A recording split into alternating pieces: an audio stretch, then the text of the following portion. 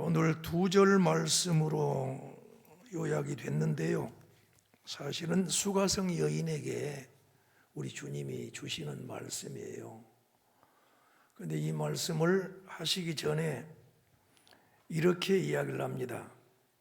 앞에 것은 거두절미 빼놓고요. 내 남편을 데려오라 그러니까 남편이 없습니다 그래요. 그래, 네 말이 옳다.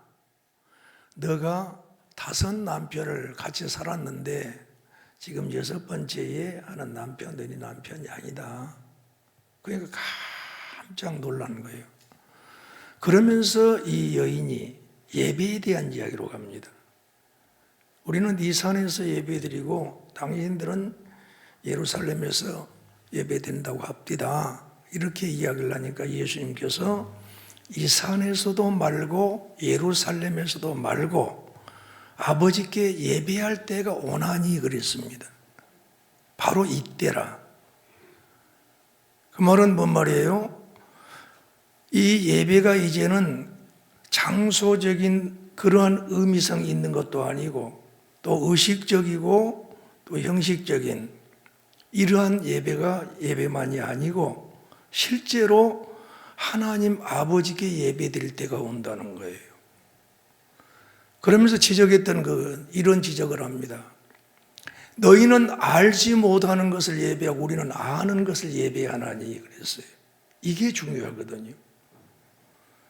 사마리아 지역에서는 모세 오경만 생각을 했어요.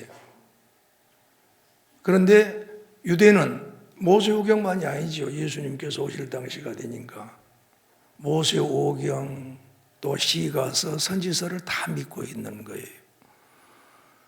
그럼 이것은 뭐냐?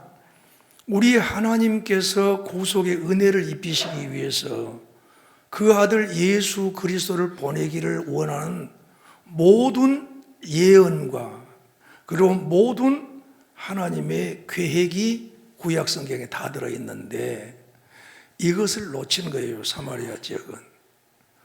그러다 보니까 성경에 계시되어진 하나님을 예배할 수가 없어요. 그렇게 되면 한마디로 뭐예요? 뛰고 법석을 한다 할지라도 그들이 드리고 있는 예배는 우상 숭배와 같고 그리고 이 혼합주의로 하나님을 예배하는 것이 아니라 여러 신들을 예배하게 되는 거예요. 그러니까 그건 전혀 안 맞는 말이죠. 그러면서 하는 이야기가 이제 아버지께 예배할 때가 오나니 그랬습니다. 그럼 너희 아버지께 예배할 때가 오나니 그 말이 지금 아니잖아요. 아버지께 예배한다고는 우리 예수님이 하나님께서 아버지라고 부르기 때문에 그 속에는 예수님이 아들이라는 사실을 말씀을 하고 있는 거예요. 그리고 더 깊이 들어가 본다면은 내가 부르는 아버지, 너희도 아바 아버지라 부를 때가 온다는 거예요.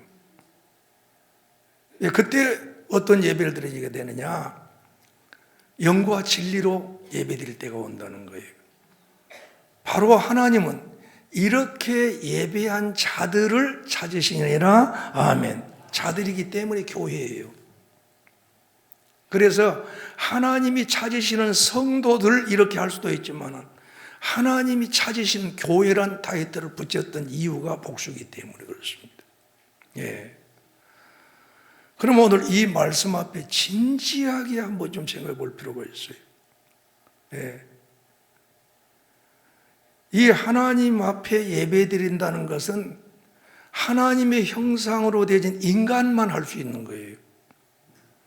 그래서 창조 때 창세기 1장 27절에 하나님의 형상으로 인간을 만들었다고 그랬고요. 28절에서는 복을 주셨습니다.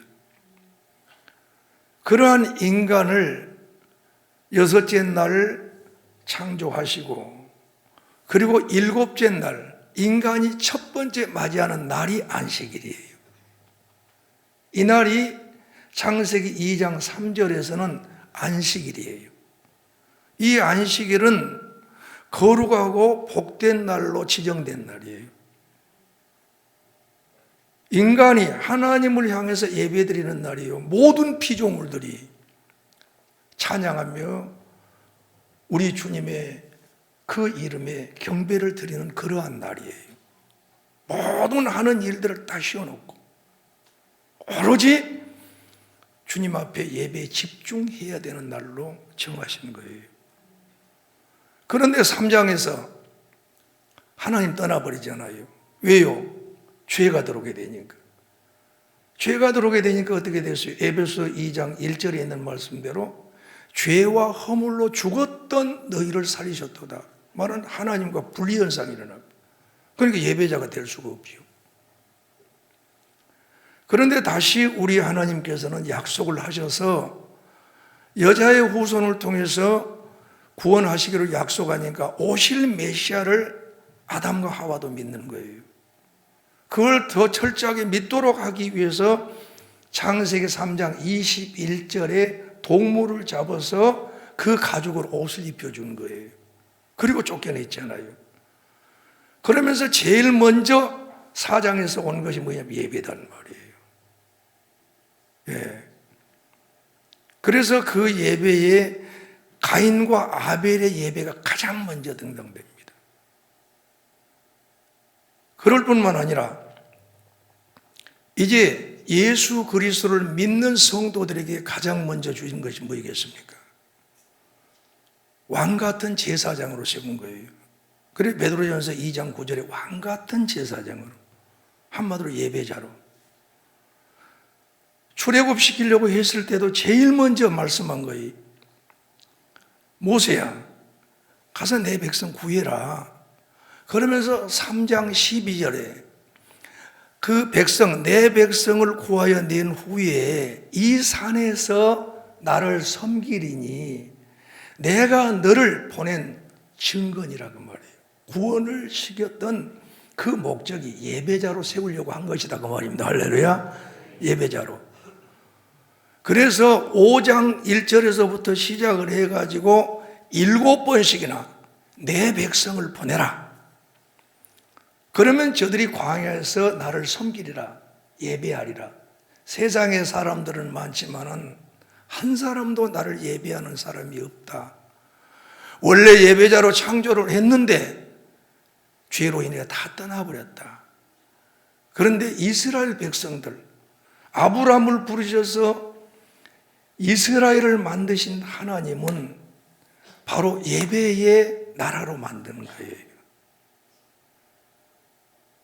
그래서 출애굽을 시킨 다음에 시내산에 가까이 왔을 때에 주님이 말씀하시잖아요. 내가 너희를 애굽 땅에서 어떻게 인도해 낸 줄 너희가 알지 않냐. 독수리가 그의 새끼를 업어서 인도하는 것처럼 내가 오늘 너희를 이렇게 인도해 왔다. 애굽에서 10가지 재앙도 너희들을 받지 않냐. 그러니 이제 너희가 내 말을 듣고 순종해라. 내 말을 듣고 순종하면은 바로 너희는 출애굽기 19장 5절 6절에서 말씀합니다. 내 소유가 되고 제사장 나라가 되고 거룩한 백성이 되리라. 아멘. 제사장. 거기는 제사장들이 다 이스라엘 백성들 전체가 제사장들이 되기 때문에 제사장 나라가 된다는 거예요. 할렐루야. 그러니까 창조의 목적도 예배자로, 구원의 목적도 예배자로, 지금 예수 그리스도께서 십자가의 후속을 이루셔야만 됩니다. 그래서 예수님을 향하여 주는 그리스도시요 살아계신 하나님의 아들입니다. 예수님은 우리를 위해서 십자가에서 죽으시고 우리의 생명을 위해서 살아나셨습니다. 예수님의 죽음에 내 죽음이 함께 죽었고 예수 그리스도 부활하시면 내가 함께 부활하셔서 그리스도와 연합된 존재로서 저희들은 하나님을 아버지라고 부를 수 있는 존재가 됩니다. 이거예요. 그렇기 때문에 예배자가 되는 거예요. 그렇다면 하나님이 진짜 찾고 있는 교회는 어떤 교회냐? 참 예배를 드리는 교회를 찾으신다. 할렐루야. 방금 이만희도 이야기했지만 이만희 이런 사람들을 찾겠습니까? 하나님이 숫자가 많다고 다른 데를 찾겠습니까? 우리 하나님이 불꽃 같은 눈으로 보시면서 온 땅을 두루 감찰하시면서 나에게 참 예배를 드리는 그러한 사람들이 있느냐, 그러한 교회가 있느냐 찾는 거예요. 그러기에 그 예배를 드릴 수 있는 자격자는 첫째는 창조에 해당되는 인간이었다면 타락했던 인간이 이제 예수님을 믿는 자라야만이 하나님을 예배하게 되는데, 자, 이스라엘 백성들이 그 드렸던 제사 제도가 폐지시켜야만이 전 세계에 하나님이 선택한 백성들을 모집할 수 있기 때문에 우리 예수님께서는 죽고 부활하십니다.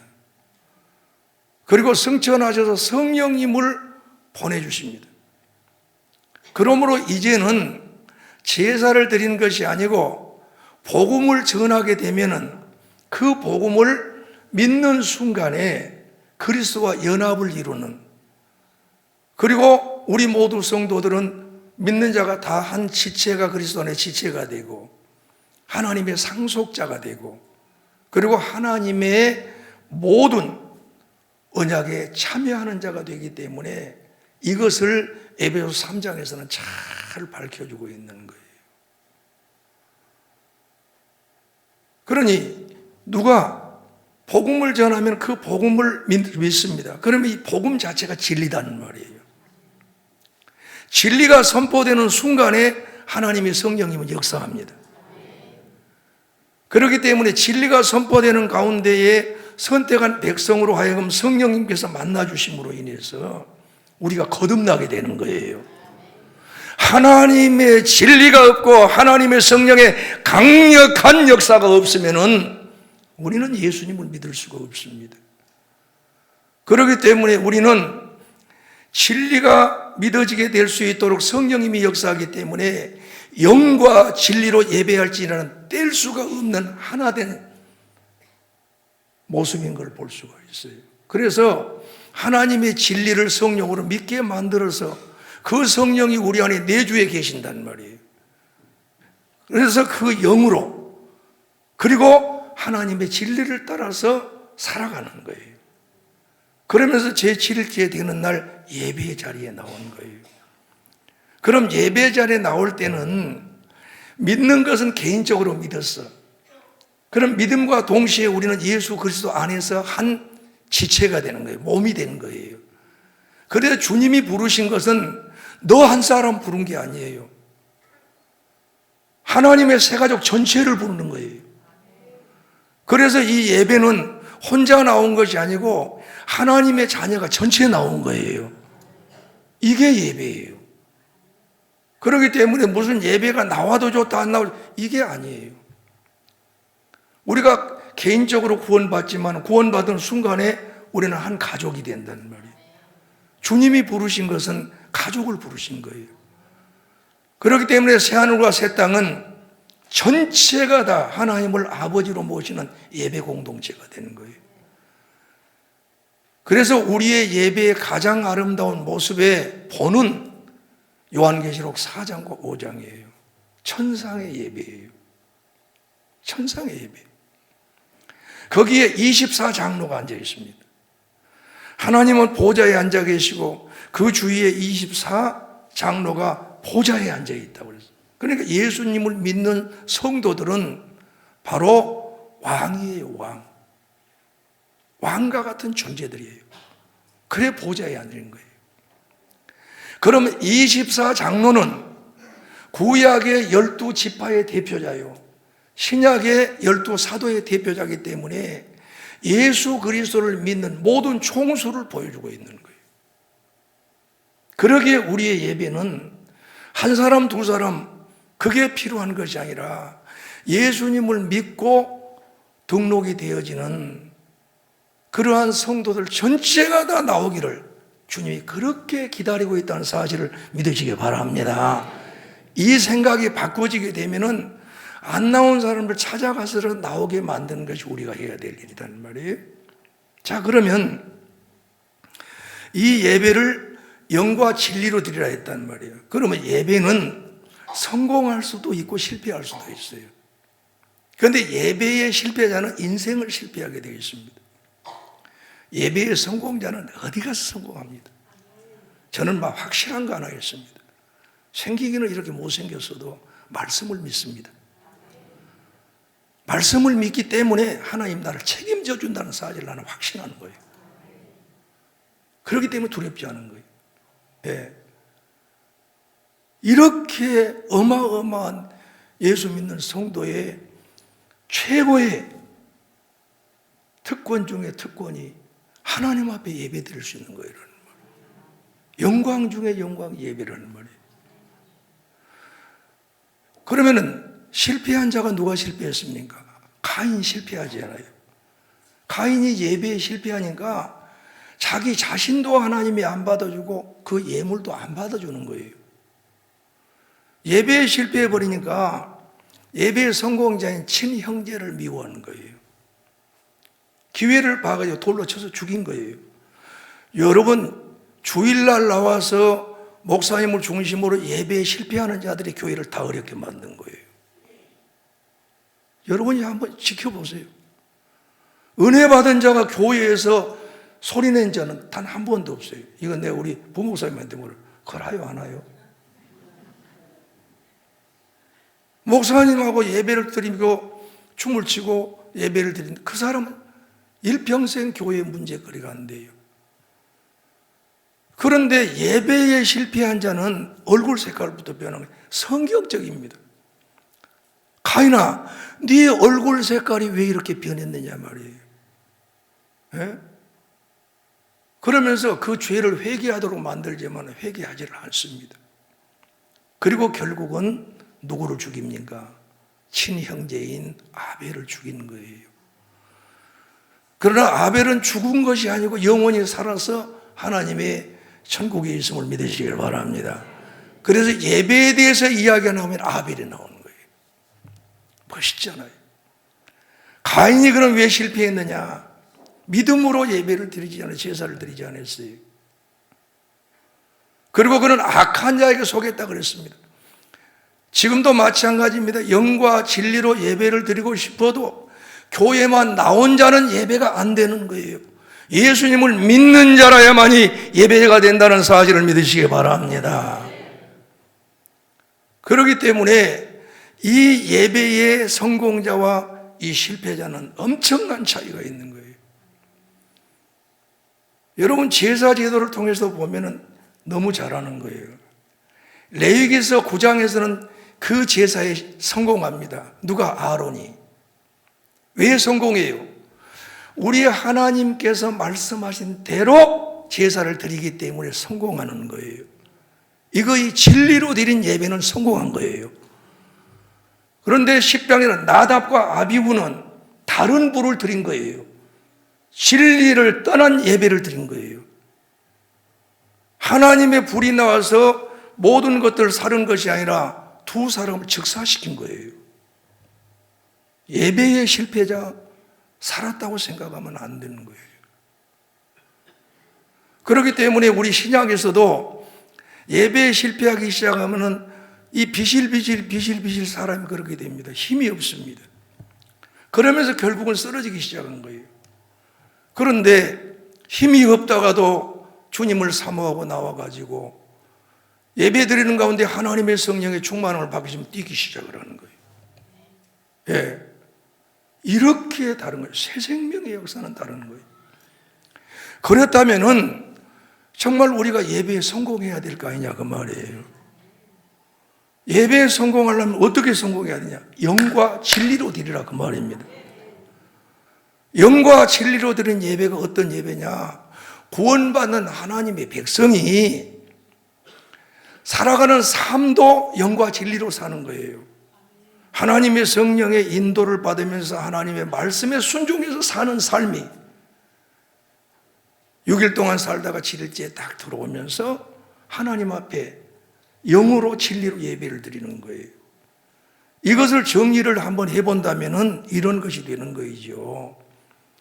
하나님의 영은 거룩한 영입니다.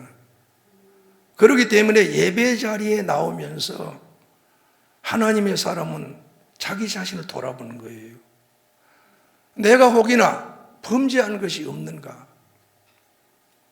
하나님 앞에는 범죄해서는 안 되잖아요. 하나님의 자녀라 할지라도 범죄했으면 회개하지 않으면 안 된다는 말이에요.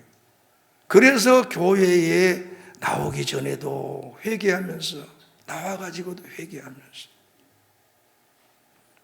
그 중에서 가장 우리가 실패하는 것이 뭐냐? 형제 미워한 거 실패를 하는 거예요. 마태복음 5장에서는 분명하게 말씀합니다. 네가 제단에 예물을 드리려고 하다가 형제 간에 마음 상한 일이 있으면은 먼저 찾아가서 이 문제 해결하고 와서 예물을 드리라고 말씀하는 거예요. 그런데 우리는 자기 구역에 속한 자도 입 삐죽삐죽 해버리고, 자기 남편도 삐죽삐죽 해버리고, 목사님을 마음대로 이야기할 때도 있고, 장로님을 죽을볼 차듯이 해버릴 때도 있고, 그러면서 거룩한 예배에 들어와서 성공자가 된다? 안 되게 되어 있는 거예요. 오늘 말씀 중요한 말씀입니다. 지금까지 지내왔던 모든 것도 중요하지만은 오늘 이 예배에 성공하느냐 실패하느냐가 내 인생의 모든 복과 그렇지 복을 받지 못하는 게 결정판을 내는 거예요. 여러분, 우리가 예배 자리에 나올 때에 준비하고 나오는 거예요. 이게 영으로 드릴 수 있는 거예요. 준비하고 나오는 예배가 얼마나 중요한가 한번 봅시다. 우리가 너무 잘 알지만은, 자, 마태복음 2장에 동방박사 나오죠. 동방박사가 먼 곳에서부터 이제 메시아 별을 보고 유대 땅까지 온 거예요. 와가지고 뭘 찾느냐? 유대인의 왕으로 나시니가 어딨냐? 왕을 찾아오는 거예요. 뭐 달라고? 우리가 경배하러 왔다는 거예요. 경배란 건 뭐예요? 예의를 갖추고 예절을 갖춰서 경외함으로 엎드려 절하는 것을 경배한다는 말이에요. 그 이제 태어난 왕 예수 그리스도 앞에 절하기 위해서 수만리에서 온 거예요. 그들의 마음의 준비가 얼마나 잘 되겠어요. 우리는 막 텔레비 보다가 대중공연다고 오늘 진짜 텔레비 재밌게 하는데 이것도 어느 예배드리고 갔다 와야지. 아마 지금 웃고 있는 분 중에는 아마 그런 건 있을 거예요. 없을 수가 없죠. 어째서 저 목사님은 어떻게 이걸 잘 알지? 뻔한 것 아니요. 뻔한 거 아니요. 그런데 지금부터라도 맞다. 내가 예배 드릴 때만큼은 텔레비 안 본 사람이 있겠습니까만은 정리해보자. 이게 메시지를 받은 자의 모습입니다. 예. 그렇게 이제 변하기 시작을 해야죠. 그런데 그들이 와가지고 지금까지 인도에 왔던 그 별이 딱 나타나거든요. 그러니까 뭐래요?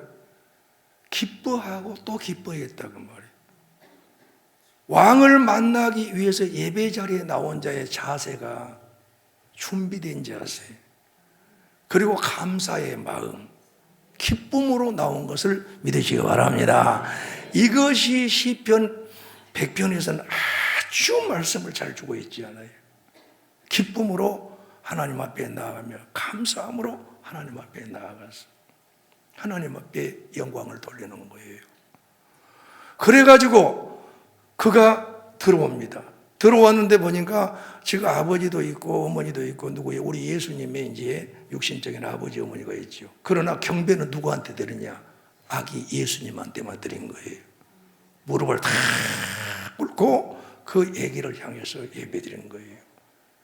그러듯이 우리의 예배의 목표는 우리 하나님밖에 없습니다. 할렐루야. 그래서 그 하나님을 향하여 다 엎드려 경배한 거예요. 여러분 보기에도 여러분이 만약 그 예배를 받을 수 있는 사람이라면 어떻게 하세요? 내 자식아 얼마나 고생했느냐, 그렇게 내가 보고 싶었느냐, 그렇게 내가 좋았느냐. 그런데 얼마나 감사하고 감사하면서 보배압을 탁 열면서 황금과 유향과 몰약을 우리 주님 앞에 탁 내놓는 거예요. 영으로 드린 예배, 회개하면서 준비하고 감사하고 찬양으로 나와서 엎드리면서 내 자신의 것을 하나님 앞에 드리는 것입니다. 여러분 10의 1조를 어떨 때 보면 어떤 사람들은 지금 10의 1조를 안 드려야 된다 그러고 하는데 나는 사람들이 조금 뭐 잘못됐다 그렇게 생각을 해요. 왜 그러냐면 성경을 알면은 그런 이야기가 나오지 않는 거예요. 그럼 우리가 친정 식구 같으니까 제가 한번 질문해 보면 대답을 얼른 해 주시면 좋아요. 또 질문을 어렵게 할 거인가 쉽게 할 거인가 그렇게 생각하지 마시고 그냥 있는 대로만 대답해 주면 좋아요.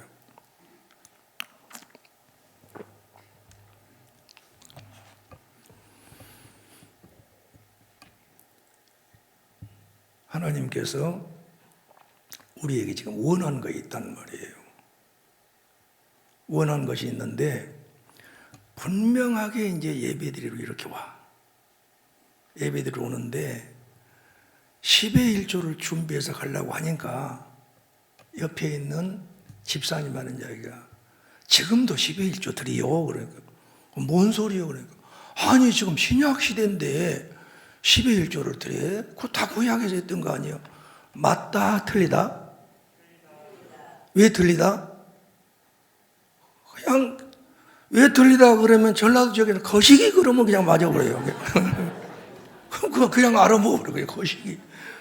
아니 나는 우리 교회에서 얼마나 권사님이 말만 나오면 거시기인데 다 통해요. 참 희한하더만. 처음부터 끝까지 거시기요, 거시기. 자, 그러면은 10의 1조가 율법 이전에도 있었다, 없었다? 여기는 너무 잘 가르쳐서 물어보면은 바보 되겠어, 내가 참말로. 근데 한 가지 더 하면은, 그러면 10의 1조를 말씀할 때 어느 때 했느냐? 아브라함이 드렸잖아요. 어느 때 드렸느냐? 지극히 높으신 여호와예요. 아브라함에게 복을 내려 주옵소서. 그리고 아브라함에게 또 뭐냐? 적을 내 손에 붙이신 여호와를 찬송할지로다. 그러니까 우리 하나님은 이 천하 만국 천하 만물 중에 가장 지극히 높으신 위대하신 하나님이라는 사실이에요. 그런데 모든 복을 주시는 하나님이시다는 거예요. 악한 원수 마귀를 때려 부술 수 있는 승리를 주시는 하나님이시라는 거예요. 그러니까 그때에 바로 아브라함이 드리라는 말을 하지 않았어도 뭘 드렸다? 10의 1조를 드렸다. 그것은 뭐예요? 바로 지극히 높으신 하나님을 내가 믿는다는 거예요. 복을 주시는 하나님을 믿는다는 거예요. 승리 있게 하시는 하나님을 믿는 믿음에서 나오는 것이 뭐이라? 10의 1조다 그 말이에요. 또 창세기 28장은 우리가 너무 잘 아는 장이잖아요. 야곱이 이제 바단 아람으로 내려가다가 그리고 이제 돌베개를 삼고 이제 잠을 잤단 말이에요. 그런데 이제 꿈인데 저 하늘에서 사닥다리가 쫙 내려온 거예요. 그러니 사닥다리 위에서 나는 너의 조부 아브라함의 하나님, 이삭의 하나님이다.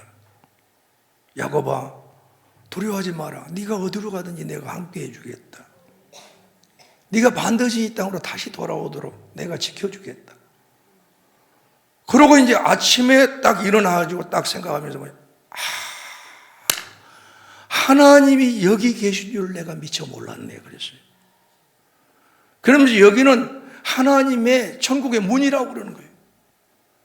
그러면서 그때 그가 돌베개 했던 것으로 기둥을 세웠고 기름을 부으면서 이런 이야기를 합니다. 하나님께서 약속하신 대로 저를 지켜주시고 먹을 양식 주시고 입을 것 주시고 돌아오게 되면은 하나님은 나의 하나님이 됩니다. 그랬어요. 누구의 하나님이라고요? 나의 하나님입니다. 그러면서 뭘 하느냐? 10의 1조를 하나님 앞에 약속한 거예요. 하나님 10의 1조 제가 드리겠습니다. 거기서 보면 뭐예요? 10의 1조를 드릴 수 있는 사람은 신앙이 아니면 안 된다는 거예요. 아브라함의 하나님, 나의 조부의 하나님, 나의 아비의 하나님으로 멋진 하나님이 아니라 나의 하나님이 될 때에 10의 1조도 가능한 거예요. 할렐루야. 그렇기 때문에 10의 1조는 신앙으로 드린 거예요. 모든 천하 만물이 하나님께서 지으셨고 하나님의 것이고요. 나의 삶의 모든 걸 먹고 마시고 있게 하실 수 있는 분도 하나님밖에 없습니다. 그러니 하나님이 나의 주인이십니다. 아멘. 그러므로 내가 드리는 것이 곧 뭐냐? 10의 1조라는 말이에요. 그런데 이런 것은 성경도 알도 못하는 사람들이 유튜브에나 내놓고 그러면 나는 그 인생이 불쌍해가지고 기도합니다. 성경을 바르게 알아야지. 아마 이 성경을 여기다 내놓으면 틀리다고 안 할 겁니다. 제가 이야기하는 거. 맞는 이야기 하지 내가 못하려고 여기다 틀린 이야기 하려고 그러겠어요. 우리는 다 예수 그리스도를 믿는 하나님의 자녀인 걸 믿습니다. 그러기에 10의 1조를 드려라 한다라 그런 정도의 이제는 아니다는 말이에요. 만에 하나라도 했으면 10의 1조는 하나님 앞에 즐거움으로, 이제는 10의 1 정도가 아니라 신약시대는 10의 10까지도 드릴 수 있는 게 우리가 해야 될 일이라는 말이에요. 이것을 가지고 나온 거예요. 즐거움으로 가지고 나온 거예요. 또 거기에 감사한금을 가지고 나오는 거예요. 여러분, 제가요 목회하면서요 너무 깜짝 놀란 일이 한 번 있었어요. 어느 날 전화가 왔어요. 제가 우리 교회 부임한 지 많이 안 됐어요. 그런데 목사님 어디 계십니까? 그래요. 그래서 제가 교회에 있습니다. 그러니까 제가 좀 찾아뵈도 될까요? 그래요. 찾아오십시오. 오셨어요. 오셨는데 한숨을 푹 쉬면서 봉투 하나를 내놓고, 목사님, 내일 저희 사업이 파산이 됩니다. 이제 완전히 저희들은 다 망합니다. 아무것도 없습니다. 아니, 나한테 와서 그러면 내가 어쩌라고 말이요. 여러분 같으면 어쩌겠습니까? 그러니까 가만히 나도 있었지요. 뭐라고 이야기할 수가 없어서. 뭔 답변을 할 수가 없더라고요. 그러면서 하신 말씀, 이런 말씀한 거예요. 목사님, 사실은 제가요 서운한 것도 아닌데 어느 날 아파트를 내가 살고 있으면서 가만히 생각해 볼 때 이 아파트 조그만 한 채 값이라도 하나님 앞에 드리고 싶다, 이런 생각이 들더래요. 그런데 그 생각을 들었는데 이제는 드릴 수도 없는 상황이 되다 보니까 다 없어져 본 거예요. 그러니까 마음에 작정한 거예요, 이 사람이. 아하, 내가 이것이라도 드리고 내 모든 걸 끝내겠다. 그래가 가진 거예요. 그 당시에는 목포가 얼마나 방이 쌌겠어. 2,700만 원이면은 조그만 아파트 하나가 됐던 것 같아요. 2,700만 원을 담아가지고 왔어.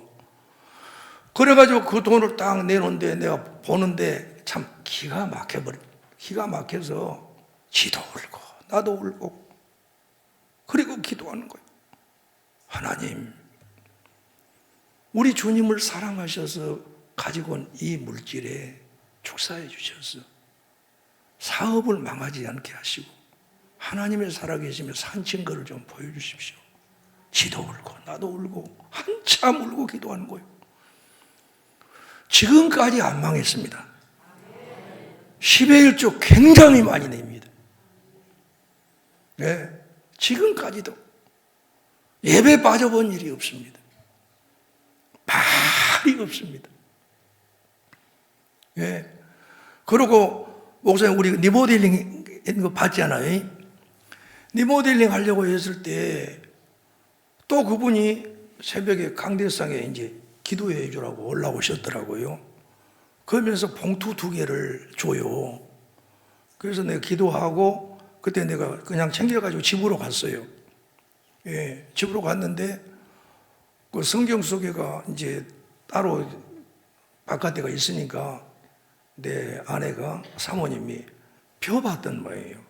그러니까 뭐 봉투가 있는데 보니까 여보, 이거 뭐인데 여기다 성경을 그냥 놔뒀어요. 그래서 이제 아니 누가 여기 오늘 헌금을 하셨다고 아침에. 그런데 부부로서 하나 하고 또 다른 자식으로서 한 봉투 하나를 주더라. 그래서 이제 교회에다 가지고 가야 됩니다. 그러고 보니까 부부간에 낸 것은 1억, 그리고 자기 자식한테로 낸 것은 2천만 원을 냈더라고요. 그러니까 망하지 않고 사업 잘하고 있어요. 여러분, 이것은 정말 우리가 배워야 될 일이에요. 절대로 하나님이 망하게 하지 않습니다. 교회를 위해서, 하나님을 위해서, 그리고 하나님의 명예를 위해서 하나님 앞에 감사함으로 드리고, 차라리 내가 망해버리고 말겠다 했는데 망하지 않더라고요. 예. 나는 그거 볼 때마다 보는 거예요. 그 다음에 또 어떤 일이 벌어져, 나한테 해구수를 사주려 한다고 그러더라고요. 안 한다고 그랬어요. 예. 사랑하는 귀한 우리 성도님들이요, 하나님은 살아계십니다. 하나님은 예배를 받으시고요, 하나님은 가슴 속에서 나오는 물질을 다 받으신 거예요. 그렇기 때문에 힘들고 어려울 때에 여러분과 제가 심지 않으면 거둘 수가 없어요.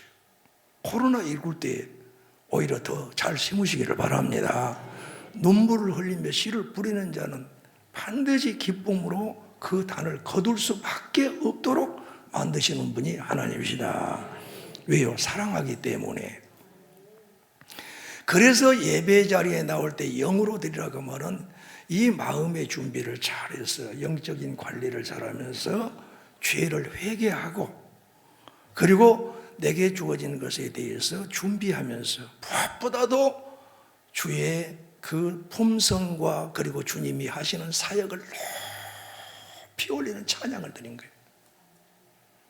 그러니까 이 찬양이 기가 막힌 찬양이에요. 그리고 하나님 앞에 기도하는 이런 부분이 곧 뭐이냐? 영의 예배예요. 할렐루야. 예. 그러면 그 영의 예배와 함께 진리의 예배는 뭐냐? 말씀을 사모하는 거예요. 하나님의 말씀대로 살면서 그렇게 살지 못했던 걸 회개하고 또 주님 앞에 나와서, 주여 오늘 또 말씀을 주시옵소서. 주의 말씀은 영이요 생명이라고 그랬습니다. 생명의 말씀을 받기 원합니다, 이거예요. 그래서 하나님의 말씀, 이 순서, 예배 순서 하나하나가 진리의 예배예요. 왜요? 이 순서가 그냥 나온 것이 아니라 하나님의 말씀 속에서 나오는 순서들이에요. 그러니까 목사님이 여러분을 예배를 인도해 갈 때 순서 하나가 바로 진리에서 나왔다는 사실을 알면서 그것도 놓치지 마시기를 바랍니다. 그냥 덤벙 넘어가면 안 된 거예요. 그러면서 뭘 하느냐? 훌륭한 자식들, 효성스러운 자식들은 아버지, 어머니가 이야기하면 딱 아버지 말씀하십시오. 그러고 듣지 않아요. 조금 모질한 애들이라거나 아니면 삐뚤어지는 애들은 또 듣기 싫게 또 한다, 또 늙었는가 보다 그러고 이러고 안 들어. 누구를 더 사랑하겠어요? 교회에서도 눈 동글동글 그래가지고 말씀 주시옵소서. 하나님이여, 이 시간에 하나님의 생명의 말씀을 저의 심중에다가 주시옵소서. 말씀을 받을 때마다 아멘으로 받는 거예요. 이게요, 영과 진리로 드린 예배예요. 할렐루야. 이렇게 되면은 우리의 심중에 뭐냐? 말씀이 새겨지기 시작을 하는 거예요. 말씀이 새겨지기 시작하면서 그 말씀을 또 붙들고 기도하기 시작하면 성령님의 역사가 일어나게 된 거예요. 여러분, 진리가 선포되면은 성령님이 역사한 걸 믿으시기 바랍니다. 이게 바로 사도행전 3장이에요. 자, 안진뱅이가 있었습니다. 제9시에 기도 시간에 기도하러 올라갔습니다. 그런데 항상 구걸하고 살고 있는 그가 베드로와 요한이 올라가니까 한 분만 주세요 하고 또 이야기하는 거예요. 그러니까 베드로와 요한은 성령 충만해가지고 있는데 올라가다가 발걸음을 탁 멈춘 거예요. 저희를 좀 보십시오. 그러니까 뭘 줄까 해서 그냥 막 쳐다보는데 베드로의 입에서 탁 나. 내게 은과 금은 없거니와. 참 기가 막힌 이야기예요. 은금 지금 바라보고 있는데 없다고 그러는데 그걸 어디다 써먹었어? 그런데 하나님의 성령님은 지금 진리를 선포하고 있는 거기다가 쫙 집중하는 거예요.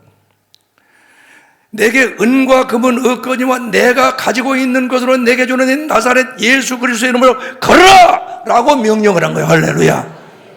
나사렛 예수 그리스도의 이름 진리지 않아요. 예수 그리스도가 선포되는 순간에 하나님 성령이 강력하게 역사하는 거예요. 그러니까 손잡고 딱 이렇게 쏘는 순간에 우두두두 가면 다 회복되는 거예요. 여러분, 다른 게 없어요. 아무리 좋은 말 많이 해도 역사는 일어나지 않아요. 그러나 진리이신 하나님의 말씀을 가슴에 품고 기도하면서 여러분의 자녀에게라거나 구역에서라거나 이 말씀이 선포가 되게 될 때에 성령님은 진리의 영이시기 때문에 진리 가운데로 인도하시고 그리고 진리를 증거해 주시는 거예요. 그렇기 때문에 사도행전은 가서 예수 그리스도를 전하는 곳마다 하나님의 능력의 역사가 일어나는 줄 믿습니다. 여러분이 산증인 되시기를 바랍니다. 이게 영과 진리로 드리는 예배가 된다는 말이에요. 그러면은 이 예배를 드릴 때 세 번째로 이제 어떻게 해야 되냐? 우리 하나님이 찾고 있는 교회는 뭐냐? 아멘 할렐루야만 해놓으면 되겠어? 안 되지. 마음의 결단을 한 거예요. 주님, 제가 그렇게 살겠습니다 이거예요. 제가 말씀대로 살겠습니다 이거예요. 제가 하나님의 원하는 대로 살겠습니다 이거예요. 그러면 결단을 한 거예요. 그러니까 예배와 삶은 뗄라야 뗄 수 없는 관계다. 내 삶을 마음대로 살아놓고 예배에 성공했다? 거짓말이에요. 그렇게 될 수가 없어요. 주님을 바라보면 주님께서 주시는 우리의 직분, 우리의 직무, 그리고 내 자녀 기르는 문제, 사업장에서 또 모든 직장에서 성실하게 하나님 앞에서 일을 하면서 뭘 기다려야 되느냐? 주일날을 기다려야 되는 거예요. 이게 출애굽기 20장 8절의 말씀이에요.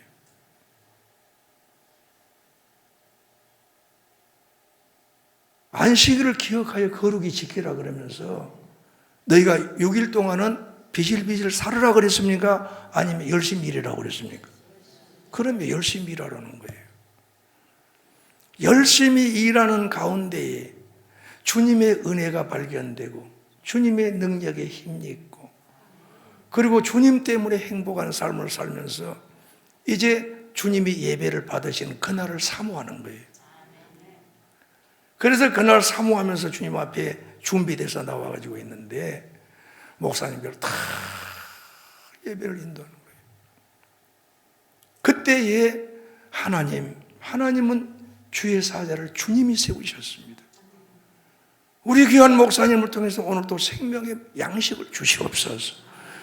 영과 진리의 예배에 승리케 하여 주시옵소서 하고 하는 순간에 하나님의 성령님의 강력한 역사가 계속적으로 일어나게 된 거예요. 그래서 제가 하나 생각한 게 있어요. 이제 가면 갈수록 나이는 더 먹을 텐데 헛된 소리 100번 해봐야 뭔 필요가 있겠어요. 한마디라도 성경의 말씀에 이 에키스가 있는 것을 한마디가 할 때에 내가 걸어가는 발걸음 속에 성령의 역사 일어나지 않아요. 이게 얼마나 가치가 있겠습니까? 그런데 나이 알차 먹어가지고 말만 많이 해버리고 호주머니에서 패스포드는 내서 사준 것은 없이 맨날 얻어먹기만 하고 돌아다니는 목사가 내가 된다 그러면 이 추한 꼴을 어디서 보게 되겠어요? 나이가 들수록 뭘 잘 찢어야 되느냐? 입은 닫히고 지갑은 열어줘야 된다는 말이에요. 후배들을 사랑하고 그리고 후배들이 하는 일이 있으면 칭찬해주고 나는 살짝 뒤로 빠져주고 그러면서도 에키스가 있는 하나님의 말씀을 하게 될 때 성령님이 역사함으로 복을 받게 되는 현장할 때 이러한 나이 먹은 사람들은 겉사람은 후패하지만 속사람은 날로 새로워진다. 할렐루야. 우리 나이 드신 우리 어르신들이 힘을 얻으시기를 바랍니다. 힘을 얻으세요. 우리가 생각이 젊어야 되고요. 미래를 바라는 것도 젊어야 되고 또 주님 부르시면 가면 되는 거예요. 왜요? 상급이 우리가 있잖아요. 그러면 이런 결단을 내릴 때 무슨 걸 생각하느냐? 로마서 11장까지는 믿음으로 구원받습니다. 이신칭의를 말씀했어요. 그러죠? 믿음으로 구원받습니다. 그럼 어쩌란 말이냐 그 말이에요. 12장 1절에는 어쩌란 말이냐. 그럼 어쩌란 말이냐. 내가 너희를 구원하노니 너희 몸을 하나님이 기뻐하시는 거룩한 산 제물로 드리라. 이것이 너희가 드릴 영적 예배니라. 아멘이죠. 삶을 제대로 살아라 그 말이에요. 너의 몸을 드리라고 하면 너의 인격, 너의 모든 삶 전체를 하나님 앞에서 하나님께 드리라 그 말이에요. 이것이 영적인 예배다. 이러한 삶을 살면서 예배 자리에 우리가 형제자매들이 다 모이게 되면은 지금까지 예배드렸던 그 예배보다 하나님의 능력의 역사가 일어날 줄 믿습니다. 예, 거기에 내 자식들 옆에 다 세운 거예요. 예, 그럼 그 애기한테 하나님의 역사가 일어나는 거예요. 그런데 살다 보면은 그러지 않아요. 결단을 했는데도 보면은 또 유혹에 들기도 하고 말이죠. 목사님 저도 그렇습니다. 저도 뭐 여기서 잘난 척하고 한 것 같지만은 또 쓰러지고 넘어지고 자빠지고 그렇게 된다는 말이에요. 그럴 때에 로마서 12장 2절을 놓치면 안 돼요.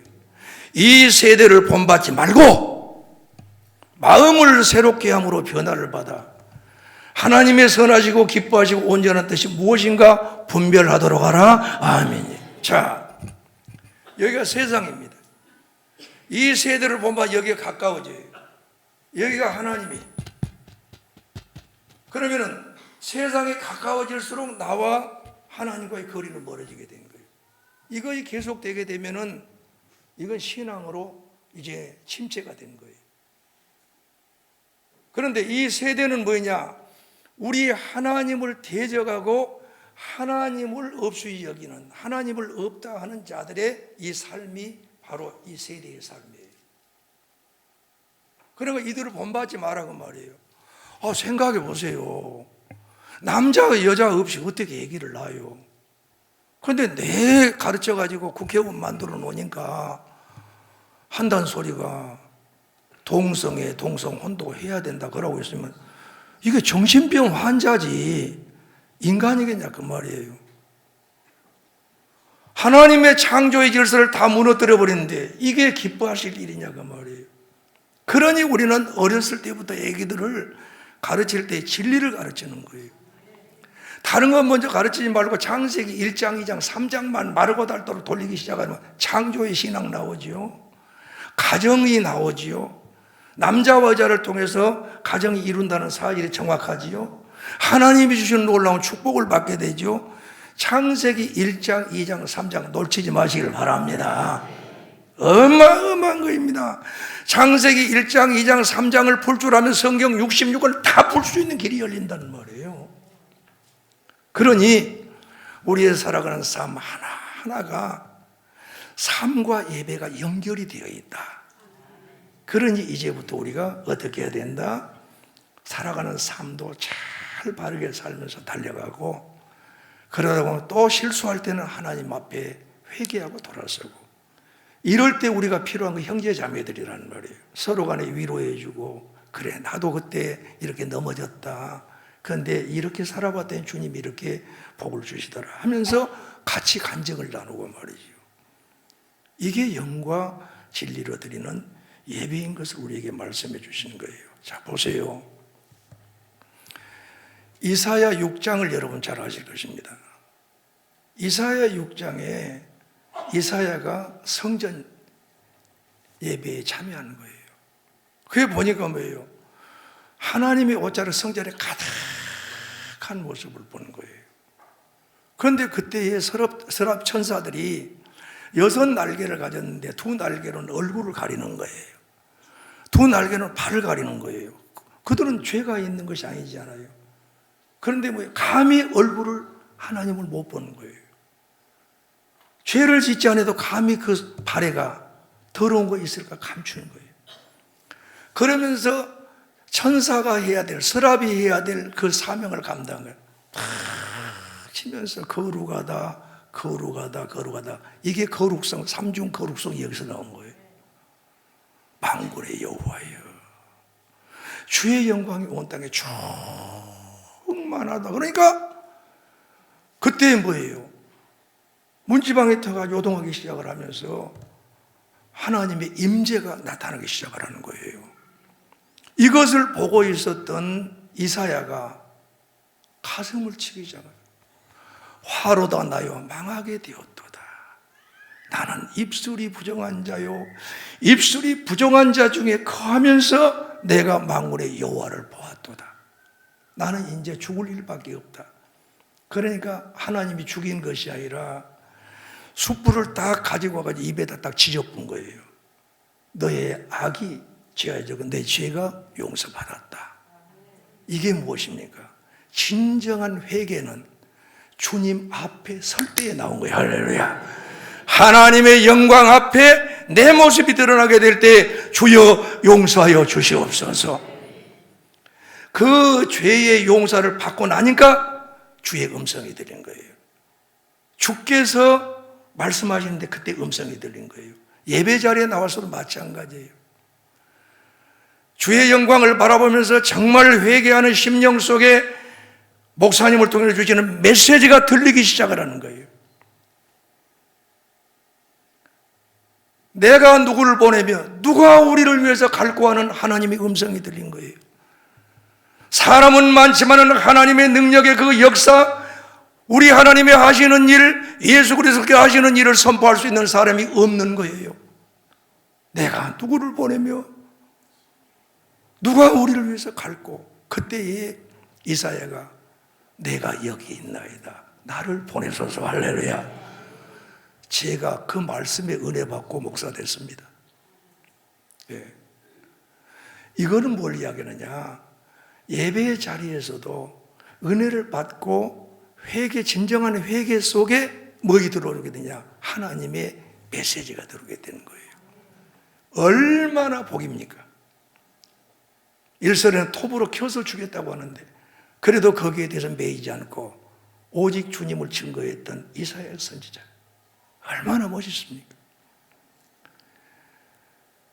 율법의 모든 것으로 해결이 될 것으로 생각했던 바울이, 그는 외칩니다. 개들을 상가하며 행악자들을 상가하고 살점을 떼는 자들을 상가해라. 이건 누구를 이야기하느냐? 똑같은 유대인들을 이야기하는 거예요. 믿음으로 의롭게 된 것이 아니라 행함으로 의롭게 된다는 것으로 살아왔던 그가 다메섹 성에서 예수님을 만난 후에는 아니거든요. 내가 의롭게 된 것은 율법에 의롭게 된 것이 아니라 예수 그리스도를 믿음으로 의롭게 되고 하나님께로부터 난 의다. 그러니 나는 가장 소중하고 귀한 것이 내가 소중하게 여겼던 것이 아니다. 그래서 내가 소중하게 여겼던 것은 배설물로 여겨본 거예요. 그리고 단지 하나 뭐예요? 우리 주님이 주시는 이 의를 생각을 하면서 내가 이렇게 버려버린 것은 그리스도를 얻고 내가 그리스도 안에서 발견되려 함이라.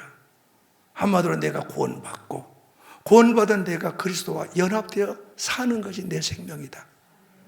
기가 막힌 거이잖아요. 그렇기 때문에 그는 이제 인생의 삶을 어떻게 사느냐? 믿음으로 구원받는다는 것 철칙으로 알고 있던 이 바울도 살아가는 삶 속에서는 성화의 삶은 계속적이고 지속적으로 달려가야 한다는 사실을 알기 때문에 내가 구원을 받지 않은 것처럼 구원을 받아야만 되는 것처럼 그러한 마음의 각오를 가지면서 달려가는 거예요. 그래 내가 달려가는 건 뭐예요? 오직 표대를 향해서 달려간다. 그 표대가 예수 그리스도이십니다. 위에서 부르신 부름의 상을 위해서 달려간다. 그런데 뒤의 것은 잊어버리고 앞을 향해서만 달려간다. 내가 옛날에 잘 나갔던 것 지금 생각을 하게 되면 또 내가 잡힌다 그 말이에요. 내가 교회를 핍박하고 성도를 죽이고 했던 이런 것들을 또 생각하면 또 이거 옛날에 올가미가 된다 이 말이에요. 회개할 것을 회개하고 버릴 것을 철저하게 버려보면서 주님을 향해서 달려가는 이 바울의 모습이 얼마나 위대한 모습이냐.